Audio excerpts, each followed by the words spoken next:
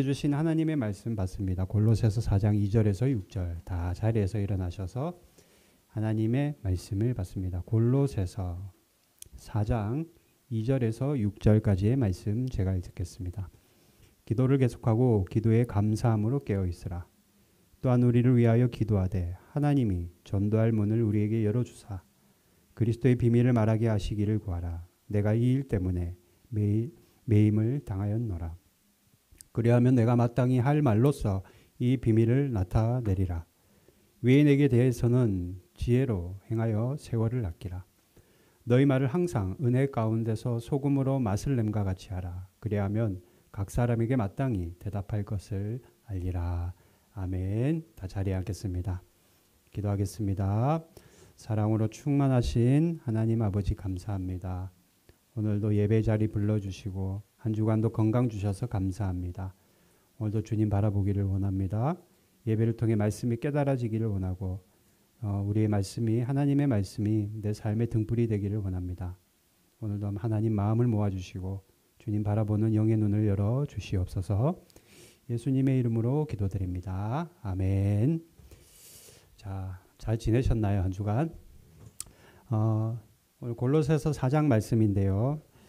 여러분 흔히 사람들이 말하기를 교회뿐만 아니라 어딜 가나 마찬가지인데요. 내가 사업이 잘 되거나 돈을 많이 벌면은 주위에 사람들이 많이 모여든다라는 거예요. 그죠? 예, 사람들이 많이 모여듭니다. 내가 잘 나갈 때는 많이 모여들어요, 사람들이. 그런데 어때요? 갑자기 사업이 망하거나 내가 가난하게 되면 어떻습니까? 사람들이 다 언제 받냐는 듯이 다 떠나가더라는 거예요. 다 그렇습니다. 원래 우리 인간이 그런 거예요. 게다가 사업이 망하고 가난해진 것뿐만 아니라 병이라도 덜컥 걸리면은요, 사람들이 아예 인연을 끊는 분들이 있습니다.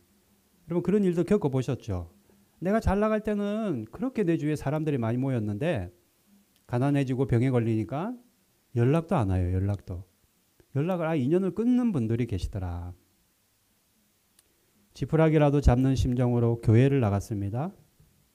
교회 나가서 생소하고 어색하고 야 이곳이 어떤 곳인가 라고 그런 마음으로 나갔는데 목사님을 만나고 교인들을 만났는데 위로라고 하는 말이 당신이 병에 걸리고 사업에 망한 것은 당신 죄 때문입니다 라고 말하는 거예요.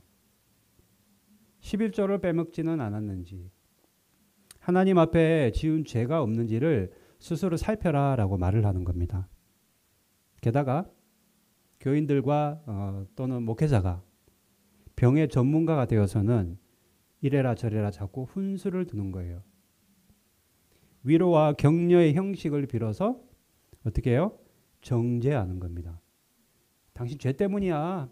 당신 사업이 망하고 지금 병 걸린 것이 당신 죄 때문이야 라고 말하는 거예요. 그러면 어때요? 기껏해야 위로받으려고 교회 나갔더니 하는 말이 당신 죄 때문에 망했다라고 말을 하니까 가고 싶습니까? 안 가고 싶죠. 안 가고 싶죠. 그러면 관계가 다 틀어져 버리는 겁니다. 설령 교회 안에 가까이 지내던 사람, 친하게 지내는 사람이 있다 하더라도 그런 말을 하면은요, 여러분 관계가 멀어지는 거예요. 여러분 우리 교회 누군가 왔을 때 그 사람이 아픈 마음을 부여잡고 왔을 때 당신 죄 때문에 망했다라는 말은 정말로 각별히 조심해야 됩니다. 설령 그렇다 하더라도 우리가 위로와 격려의 말을 해야지 당신 죄 때문에 망했다, 죄 때문에 병에 걸렸다라고 단도직입적으로 말하는 것은 지혜롭지 않다. 그래서 관계가 무너지고 사람들 저런 사람들이 다 있어 섭섭한 마음이 들면은요 교회 안 나오는 거예요. 심지어는 교회 안 나오는 것뿐만 아니라 하나님과의 관계까지 완전히 멀어집니다. 사람들 간에 오해 있을 수 있어요. 오해 없는 데는 없습니다. 여러분 교회만이 아니에요. 회사도요. 저도 직장 생활을 해봐서 아는데 오해가 있어요. 갈등이 있어요. 학생들은 오해 없을까요? 있습니다. 학생들도 싸워요. 갈등이 있단 말입니다. 그런데 여러분 성도들이 제일 크게 실수하는 거 한 가지가 있어요. 그게 뭐냐면은 사람들과의 관계가 틀어지거나 오해가 생기면은 하나님과의 관계까지 소홀해진다라는 거예요. 예를 들면 이런 거예요. 좀 교회 좀 쉬다가 나와야 되겠다. 그리고 교회를 쉬면은 뭔가가 나중에 나왔을 때 괜찮아질 거야 생각합니다. 그리고 다른 교회 가지 뭐. 다른 교회 가서 분위기 쇄신을 좀 하지. 분위기 전환을 좀 하지. 그러면 괜찮아질 거야. 여러분 절대 그렇지 않습니다. 절대 안 그래요. 절대 여러분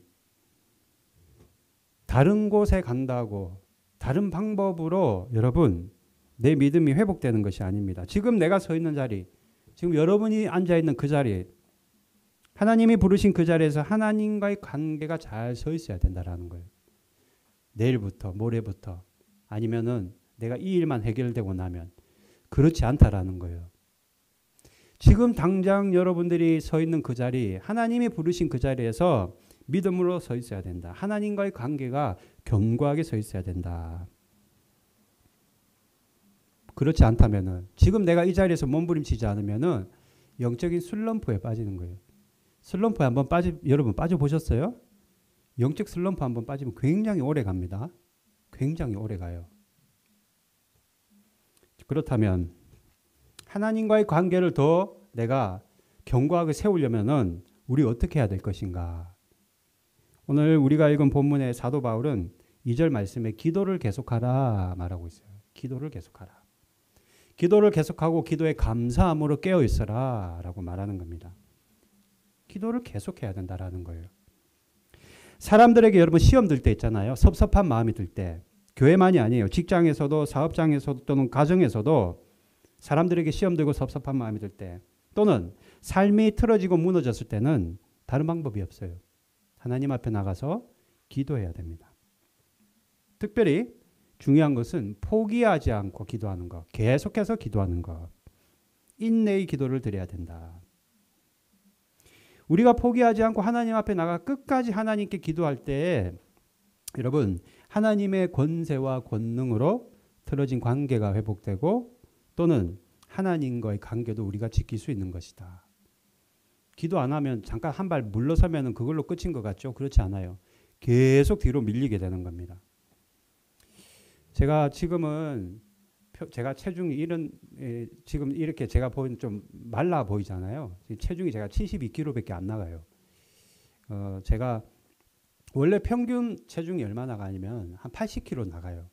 80kg 나가는데 처음에 일본에 왔을 때는 그때는 조금 빠지고 왔지만 평소에는 80kg가 나가는데 지금은 72kg밖에 안 나가요. 뭐 조금만 제가 운동 안 하고 좀 먹는 거 막 먹잖아요. 90kg 찍는 거는 일도 아닙니다, 여러분. 살이 금방 쪄요, 저는. 그런데 제가 이렇게 72kg라는 어떻게 보면 조금 말랐다 할 정도로 이렇게 체중이 빠진 이유가 있어요. 본의 아니게 다이어트를 하게 된 계기가 있었다라는 겁니다. 제가 좀 힘든 시기를 보낸 적이 있어요. 가시아 영광교회 오기 전에. 많이 힘들었죠. 다른 게 힘든 것이 아니라 사람 때문에 힘들었어요. 여러분 사람 때문에 많이 힘들잖아요. 그죠? 다른 거 힘든 거 없어요. 사람 때문에 힘들어요.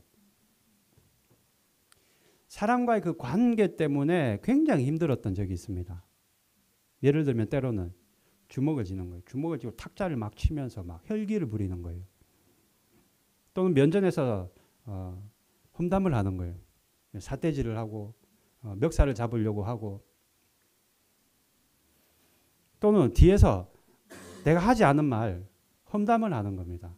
없는 말을 꾸며내는 거예요. 그렇다고 어떻게 해요? 목사가 쫓아다니면서 변명할 수도 없잖아요. 내가 안 그랬다고 말할 수도 없잖아요. 우리 인간이 원래 죄인이니까 연약하니까 내가 감싸야 되겠다 생각하고 목회자니까 더 예수님 마음을 품으라고 하나님이 나에게 이런 가시와 고통을 주신가 보다 하고 생각하고 믿음으로 있는데 계속 어려운 문제가 계속 쌓이는 거예요. 여기서 뻥 터지고 여기서 뻥 터지고 막 여기서 이상한 소문이 들리고 뒤에서 어머머 강 목사가 그랬대. 말도 안 되는 소문들이 계속 일어나는 겁니다. 그래서 안 되겠다 싶어서 제가 한 끼 금식하며 집중해서 기도했습니다. 그냥 아침을 안 먹었어요. 점심 때까지 아침 그냥 굶었습니다. 왜? 그렇게 하나님 앞에 몸부림치고 싶은 거예요. 여러분 세 끼를 먹다가 한 끼를 안 먹고 두 끼만 먹으니까 살이 쭉 빠지더라고요. 살이 그냥 쫙쫙 빠지더라고요. 중요한 거는 한 끼를 금식하고 제가 기도한 것을 1년 6개월 정도를 했어요. 1년 6개월. 우리 박사모가 옆에서 다 봤으니까 알죠. 1년 6개월, 정확하게 1년 8개월 했죠. 1년 8개월 동안 무조건 한 끼는 안 먹고 그 시간에 집중적으로 기도했습니다. 그랬더니 살이 빠지는 거는 둘째치고 살도 빠졌지만 그 묶여있던 관계가 점점 진짜로 풀어지는 거예요. 오해가 풀리고 나를 섭섭하게 했던 분들이 먼저 찾아와서 미안하다고 내가 당신을 오해했다라고 사과를 하고 묶여있던 실타래 같이 묶여있던 그 인간관계가 막 풀어지기 시작하는 겁니다. 다 해결되는 거예요. 지금은요. 누구와도 그런 안 좋은 감정을 가지고 있지 않습니다. 지금 가만히 요즘에 생각해 볼 때가 있어요. 그때 그 하루 한 끼를 안 먹기 시작한 게 지금도 안 먹고 있어요. 습관이 돼가지고. 그때 내가 기도하지 않았으면 어떻게 했을까? 아마도 저 한국 돌아갔을 것 같아요. 왜요? 여기 아니면 내가 뭐 일할 때가 사역직 없나? 한국 가지 뭐. 네. 충분히 저 성격에는 그랬을 것 같아요. 끔찍한 일이죠. 여러분도 저와 마찬가지라 생각합니다. 여러분도 회사에서 또는 여러분들의 직장에서 사업체에서 분명히 정말로 부딪히는 사람들이 있을 거예요. 그죠? 저 사람 때문에 내가 진짜 못 살겠다 하는 사람들이 있을 거예요. 여러분, 인생이 무너지는 것뿐만 아니라 관계 문제까지도 방법이 없습니다. 하나님께 나가서 기도해야 돼요. 기도 안 하고는 그 관계가 절대 회복되지 않습니다. 어떻게 기도해야 되는가? 목숨 걸고 기도해야 돼요.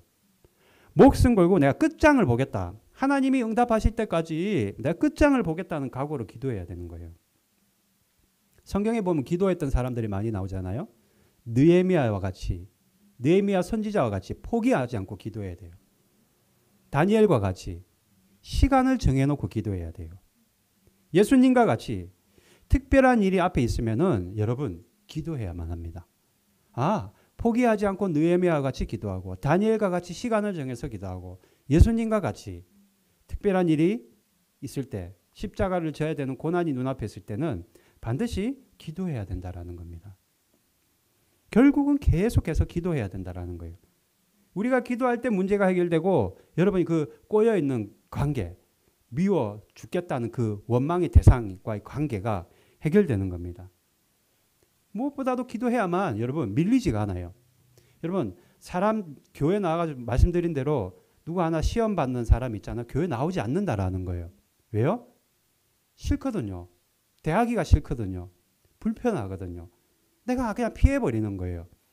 순간 그걸 피하는 것이 문제가 아니에요. 여러분 영적으로는 100보를 뒤로 후퇴하는 거나 마찬가지입니다. 때문에 기도해야 된다라는 거예요. 회복을 위해서. 뿐만 아니라 오늘 말씀해 보니까 2절에 감사함으로 깨어 있어라 기도하고 기도하라 말하는 겁니다. 감사함으로 기도하래요. 뭘 감사해요? 감사할 게 있어야 감사하죠. 하나님이 나에게 가장 좋은 것을 주실 줄을 믿고 감사하라는 거예요. 하나님이 이미 주셨다는 것을 믿고 감사하라는 겁니다. 하나님께서 나에게 가장 필요하고 최선의 것을 여러분 하나님이 여러분을 사랑하십니다. 하나님이 여러분에게 가장 필요하고 가장 있어야 되고 최선의 것을 반드시 주신다라는 거예요. 이것을 믿고 미리 감사하며 기도해라라는 겁니다. 우리에게 꼭 필요한 것을 주시는 하나님, 나는 몰랐지만 하나님은 그것까지도 아시고 우리에게 가장 좋은 것을 주시는 하나님. 그런데 하나님은 하나님의 때에 주신다라는 거예요. 하나님이 원하는 방법으로 주신다라는 겁니다. 우리는 기도하면은 하나님 이거 오늘 밤까지 꼭 응답해 주십시오. 하나님 이걸 꼭 주셔야 됩니다. 하나님께 선전포고를 합니다. 여러분 그렇지 않습니다. 하나님께 우리가 기도하더라도 응답은 하나님이 주권이에요. 하나님이 원하시는 때에 하나님이 원하시는 방법으로 우리에게 응답해 주시는 겁니다. 그런데 우리가 기도를 끝까지 포기하지 않고 해야 됨에도 불구하고 포기하는 이유는 응답이 없다는 거예요. 왜 응답이 없어요? 응답이 있지. 내가 오늘까지라 못을 박으니까 응답이 없는 것처럼 느껴질 뿐이죠. 하나님의 때가 있고 하나님의 방법이 있다라는 겁니다. 그러니 여러분 계속해서 여러분이 어떤 기도의 제목을 가지고 기도하고 계시다 하더라도 깨어 감사하며 기도해야 된다는 거예요. 포기하지 않고 기도해야 된다는 거예요. 여러분들 인생에서 기도해야 될 제목들이 굉장히 많을 겁니다. 많은 것이 있지만 오늘 한 가지만 나눌게요. 우리가 포기하지 않고 기도해야 될 것은 전도 대상자를 위해 포기하지 말고 기도해야만 합니다. 여러분들 전도하며 복음을 전할 대상자가 한 사람씩은 다 있을 거예요. 어떤 분은 우리 부모님이 예수님 만났으면 좋겠다 기도하는 분들이 계시고, 또 어떤 분들은 우리 자녀들이 진짜 예수님 믿었으면 좋겠다 기도하는 분이 계시고, 또 아내는 남편을 위해, 또 남편은 우리 아내를 위해 기도하기도 합니다. 좋은 일이죠. 기도해야죠. 기도해야 됩니다. 그런데 기도하다 포기하는 분도 엄청 많이 봤어요. 저는 기도하다 그냥 포기해요. 안 해 기도를. 간단합니다. 이유는 기도해도 안 되더라는 거예요. 기도해도 아무 일도 안 일어나더라는 겁니다. 기도해도 우리 아버지는요, 목사님 모르는 소리 하지 마세요. 우리 아버지는 꼼짝도 안 해요. 그래서 기도를 포기한다라는 겁니다. 나중에는요, 기도가 흐릿해지니까 아예 안 하는 거예요. 기도를. 여러분 절대 그렇지 않습니다. 포기해서는 안 된다라는 거예요. 내가 원하는 때를 자꾸 하나님에게 요구하니까 여러분 포기하게 되는 겁니다. 이번 달까지 또는 올해 안에 자꾸 내가 정한 때를 하나님 앞에 요구하니까 포기하게 되는 겁니다. 하나님의 때가 있다라는 거예요. 하나님의 방법이 있습니다.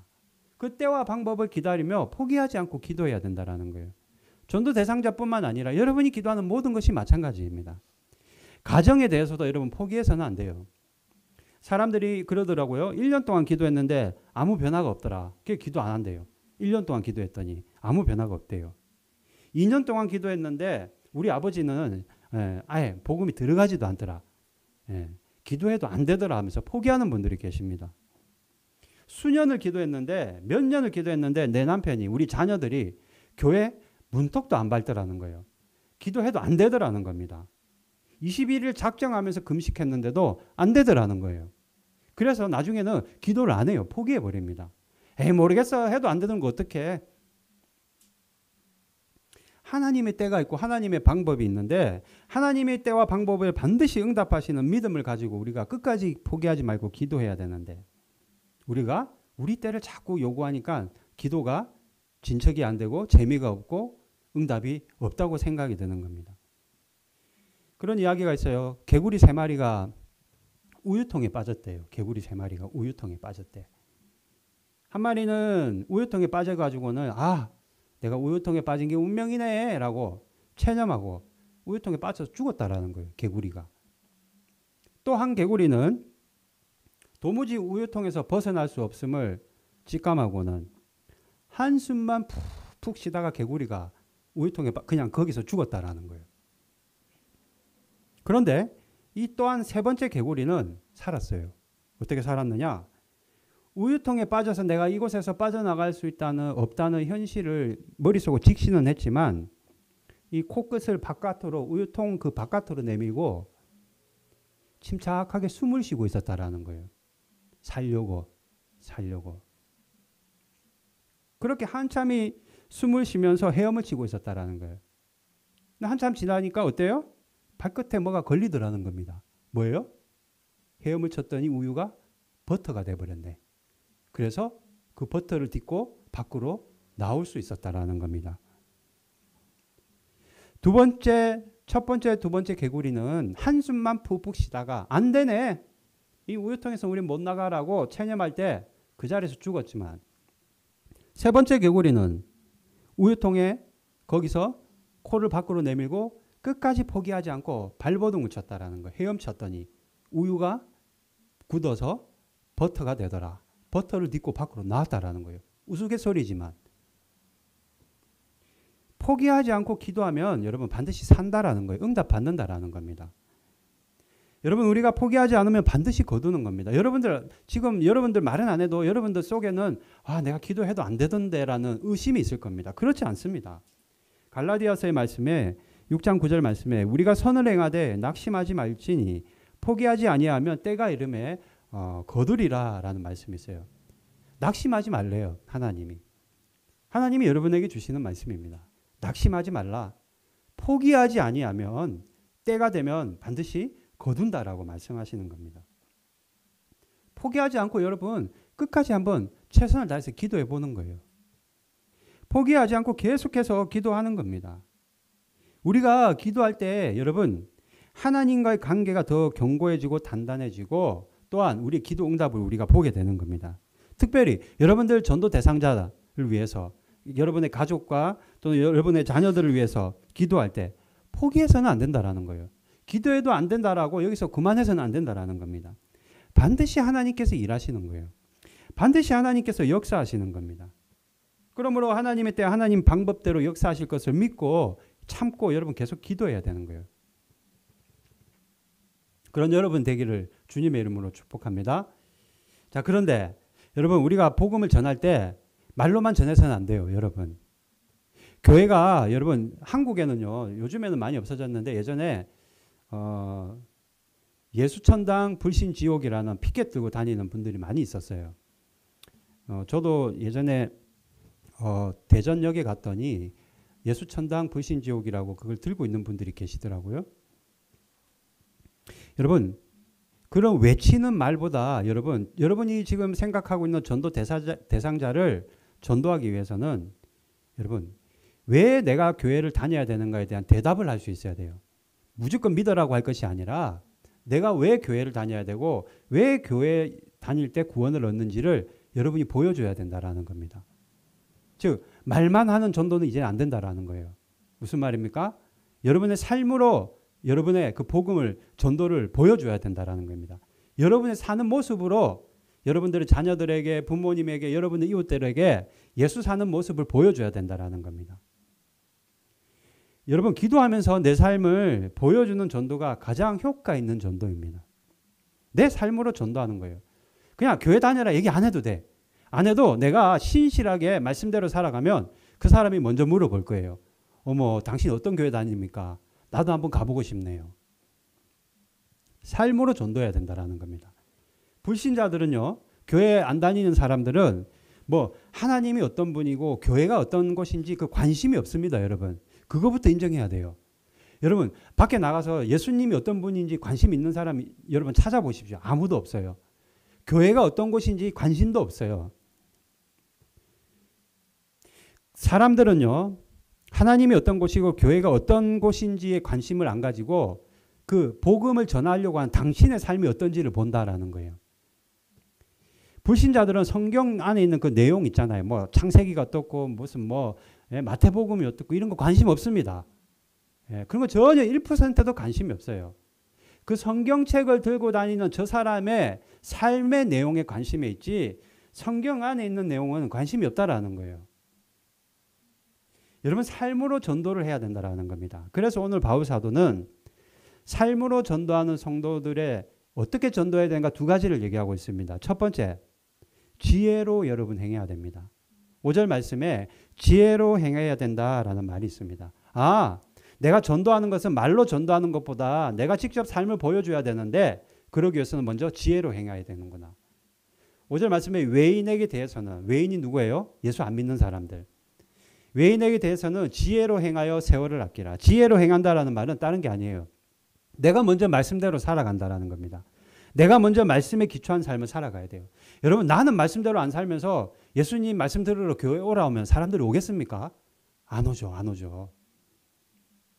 하나님의 말씀을 전하면서 내가 먼저 말씀에 기초를 두고 살아야죠. 나는 말씀대로 살지 않으면서 교회 나와서 하나님의 말씀을 들으라고 하면 여러분 누가 듣겠어요 그걸. 제가 말씀을 나누었지만 성도들은요. 나만의 기도 응답의 때가 있어요. 그러나 하나님의 때에 응답하신다 말씀을 드렸습니다. 마찬가지로 기도 응답만이 아닙니다. 우리 사는 삶도요. 인간적인 삶이 있고 하나님이 원하는 삶을 살아가는 사람들이 있어요. 여러분 한 주간도 세상 바깥에 나가서 살아오시면서 오늘 이 자리에 다들 모이셨는데 어떤 삶을 사셨습니까? 하나님의 말씀대로 사는 삶을 살다가 이 자리에 나오셨습니까? 아니면 세상 사람들과 별반 다름없이 그저 분주하게 바쁘게 그렇게 지내다가 살다가 이 자리에 나오셨습니까?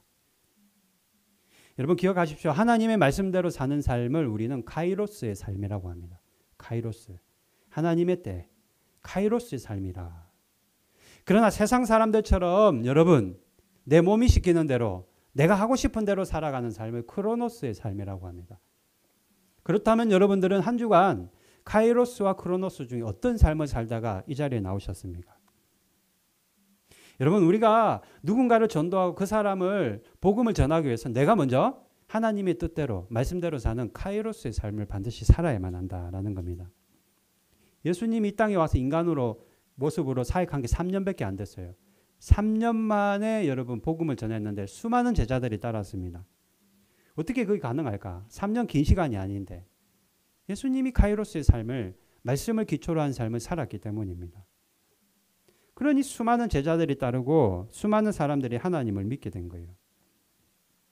여러분, 내가 원하는 삶, 크로노스의 삶이 아닌 하나님의 말씀을 기초한 카이로스의 삶을 살아갈 수 있기를 주님의 이름으로 축복합니다. 내가 먼저 그런 하나님의 뜻대로 말씀대로 살아갈 때 여러분, 누군가는 우리 그런 삶의 모습을 보고 나도 한번 예수 믿고 싶다라는 마음을 품게 된다라는 겁니다. 또 한 가지는 첫 번째가 우리가 하나님의 말씀대로 살아야 된다면 두 번째는 여러분 말을 할 때 은혜 가운데 말을 해야 된다라는 거예요. 오늘 6절 말씀에 보니까요. 너희 말을 항상 은혜 가운데서 소금으로 맛을 냄과 같이 하라라는 말이 있습니다. 여러분 말하는 거 있잖아요. 그 말. 우리 이거 언어, 말 뱉는 거. 이 한마디 한마디를 가볍게 하면 안 돼요. 은혜 가운데 해라는 겁니다. 여러분 내가 하고 싶은 대로 말해서는 안 된다라는 거예요. 여러분 말이라는 거는요. 내 인격이에요. 그죠? 내 안에 있는 게 나오는 겁니다. 내가 오늘 집에서 교회 나오기 전에 교통사고가 났다. 그래서 막 머릿속에 여러 가지 복잡한 생각이 있다. 그러면은요. 오늘 하루 종일 교통사고 난 얘기밖에 안 하는 겁니다. 왜요? 내 안에 있는 것이 밖으로 나오기 때문이에요. 내 속에 거짓말이 가득하면요. 거짓말이 나오는 겁니다. 내가 누군가를 미워하는 마음이 내 안에 가득하면요. 아, 미워 죽겠네. 저주의 말밖에 나오지 않는 겁니다. 그런 마찬가지로 여러분 안에 은혜가 충만하면 은혜의 말이 나오는 거다라는 거예요. 하나님의 말씀으로 여러분 안에 은혜가 충만하면은 여러분 반드시 은혜의 말이 나오게 되어 있습니다. 거짓이 있으면 거짓이 나오고 미움이 있으면 미움이 나오고 내 안에 하나님의 은혜가 있으면은 은혜의 말이 나오는 거다. 그런데 여러분 은혜 말 하는 사람들은 이런 말을 잘해요. 힘내세요. 힘내세요. 이런 말 잘해요. 참 좋은 말이잖아요. 힘내세요. 힘을 내라는 거예요. 힘 빠진 그 사람에게 제발 힘을 내라는 겁니다. 그러면서 하나님이 당신과 함께하고 계십니다. 말하는 겁니다. 그리고 염려하지 마세요. 걱정하지 마세요. 이것들이 내가 안에 은혜가 충만할 때 나오는 말이다. 여러분들 한 주간 무슨 말을 뱉고 사셨습니까? 아 짜증나네. 혹시 이런 말은 많이 사용하지 않았습니까? 여러분 오늘 우리가 말하는 것은 소금과 같다 말합니다. 짠맛을 내야 된다. 소금 없으면 우리 죽잖아요. 그죠? 인간들은. 여러분 내가 말하는 것이 누군가를 살리는 소금과 같은 역할을 해야 된다는 거예요. 가정에서도 마찬가지예요. 자녀들을 향해 여러분 저거 커서 뭐 되려고 절대 여러분 훌륭한 자녀 안 됩니다. 여러분 직장에서도 내가 저 사람 때문에 직장생활 불행해 이런 말 여러분 스스로에게 불행의 화살을 쏘는 겁니다. 여러분 사업체에서도 내 저 직원 때문에 못 살겠네. 여러분 그럼 평생 못 사는 거예요. 살겠다 말을 해야 된다라는 거예요. 죽겠다 말이 아니라. 그래서 오늘 말을 항상 은혜 있게 하라 하나님이 말씀하시는 거예요. 소금으로 짠맛을 냄과 같이 그런 꼭 필요한 말을 해라는 겁니다. 긍정의 말을 해라는 거예요. 은혜의 말을 해라는 거예요. 은혜의 말을 하려면 어떻게 해야 됩니까 여러분? 여러분이 먼저 은혜로 충만해야 됩니다. 내가 먼저 성령으로 충만해야 되는 거죠. 내가 말씀으로 충만할 때 내 안에 있는 것들이 밖으로 나와서 힘내세요. 성도님 용기를 가지세요. 염려하지 마세요. 다 잘 될 겁니다. 이 또한 다 지나가는 일입니다. 우리가 말할 수 있다라는 겁니다. 오늘 하나님께서 전도 대상자를 향해 포기하지 않고 기도하라 말씀하십니다. 여러분이 기도하는 대상자가 저는 누군지는 모르지만 여러분이 품고 있는 그 대상자들을 향해 포기하지 않고 끝까지 인내하며 기도할 수 있기를 바랍니다. 그리고 말로 믿어라는 것보다 그러면서 기도하면서 우리 삶으로 그것을 보여줘야 돼요. 우리 삶으로 정말로 예수님을 믿으면 이렇게 되는 거라는 것을 우리가 삶으로 보여줘야 됩니다. 그 방법이 첫 번째는 내가 먼저 말씀대로 사는 거예요. 내가 먼저. 그리고 내가 은혜로운 말을 뱉는 겁니다. 지혜로 행하라. 말씀대로 살아라. 은혜로운 말로 소금과 같이 짠맛을 내라. 이 말씀과 같이 여러분 대상자들을 향해 여러분들 삶으로 전도할 수 있는 그런 저와 여러분이 될 수 있기를 주님의 이름으로 축복합니다. 찬양할까요? 예수 우리 왕이여 찬양할까요?